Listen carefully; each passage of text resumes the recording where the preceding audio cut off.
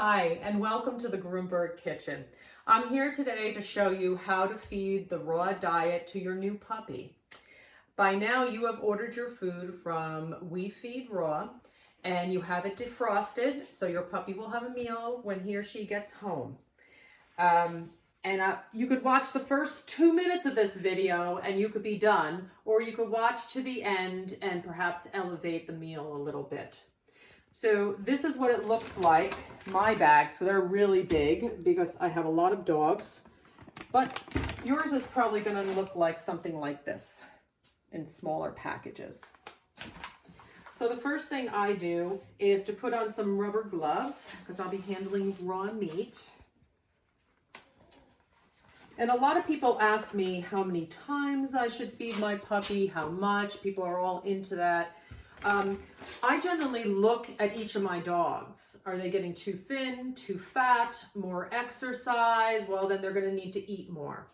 But generally, I'm feeding the puppies 3 times a day, about 1 cup at each meal.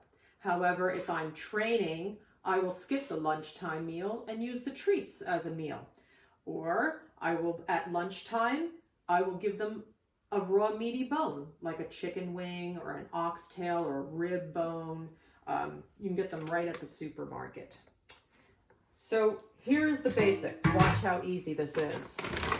Basically just scoop out a cup. I put it in the pan, and then I put in a little bit of warm water. So just enough to like bring it to room temperature and make it a little soupy. And then I would feed my puppy in the crate because this way there's no distractions and they're just there to eat. So that is it in a nutshell. I think that's pretty easy for you to do 3 times a day. Just make sure you defrost your meat every day for your puppy.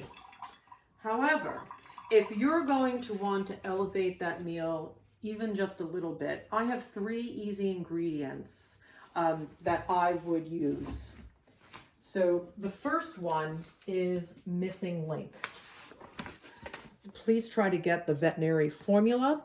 I know Chewy sells it in smaller amounts. This is a superfood. So basically I give my dogs this 5 days out of the week. And the amounts are in the back. You could simply follow the directions. The next important ingredient that I add to their diets is Norwegian cod liver oil. Do get the Norwegian cod liver oil, not any other kind, because this comes from very pure water. Why do they need this? They need the vitamin D in order to assimilate the bone in the grind. And I put it in a condiment bottle. This way I'm like, really. And all the puppy needs is a half a teaspoon. And of course, all these amounts start to vary as the puppy grows, but that's how much they need. And then another ingredient I really like, I believe in the Mother apple cider vinegar, Mother Bragg's, and I put it in an easy squirt bottle. So this way, again, just a teaspoon, and that's it.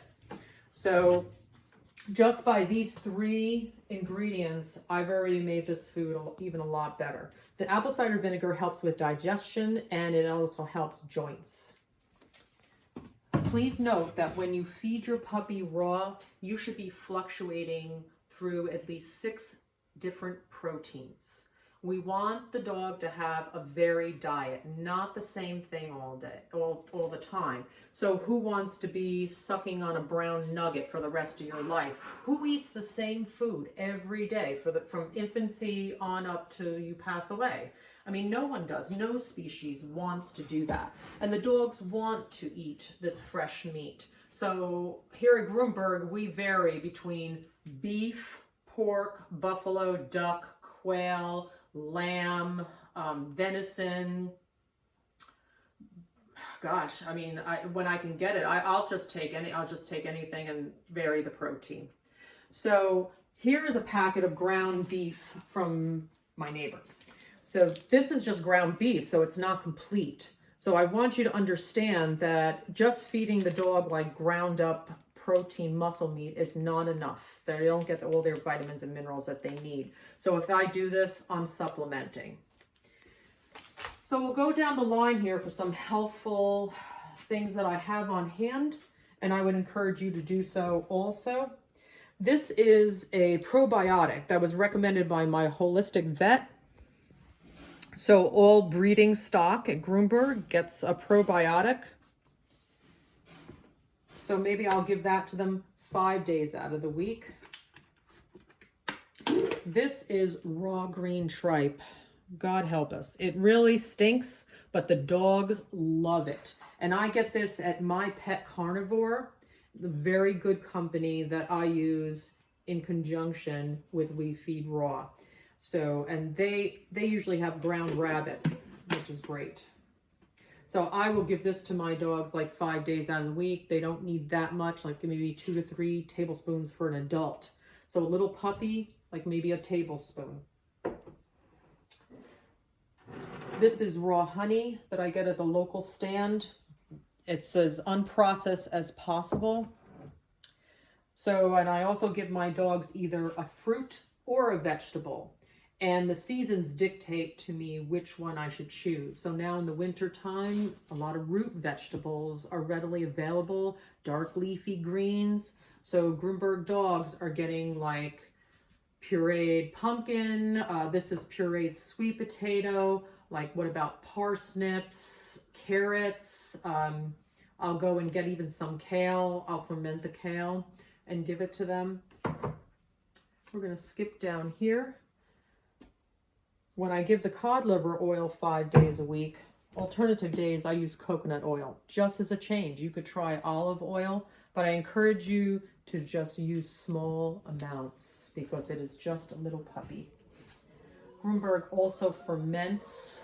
This is at the bottom here, but basically this is sauerkraut left over from our own fermenting. If you don't want to start fermenting, you can go to Whole Foods and pick up your fermented vegetables there. If I'm doing this, I'm not giving them in addition to this. Too much of a good thing can be bad. So like too much oils or whatever, it can cause an upset stomach. So for a puppy, I would say a half a teaspoon to a teaspoon of fruit or vegetables. Things to stay away from are onions, citrus fruits they don't do well with, grapes, you shouldn't do those. Try to think of species appropriate. Yes, I give my dogs grain and no one dies or gets myopathy. That's because I give species appropriate grains. And sometimes I'll soak it in chicken broth, but I do soak it overnight so it makes it soft. What grains? This is pearled barley, but I'll give whole oats. Sometimes I think I did quinoa a little while ago. That is that. And then I will also sometimes even give them from the farm. You know, what is the farm offering? The eggs are pretty good now, so maybe I'll put in an egg in their food. So, you know, this is it. And sometimes it's about taking just one change at a time. You know, when I was switching over to raw at the very beginning of my career, I was like, this is very overwhelming, especially for like, you know, 5 dogs and a litter of puppies on the ground. But as I did one small change, like every other week or once a month, it's going to add up and your dog's going to benefit from it. So now as we go back here, the last thing I'm going to say to you and ask of you is that when you prepare your puppy's food, we all have very busy days. And I'm going to ask you to slow down and think about what you're putting in the bowl and maybe prepare your puppy's food, your dog's food with some love.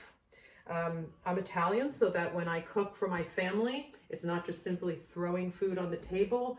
I think of my family, my heart fills with love, and I put on a beautiful meal for my family.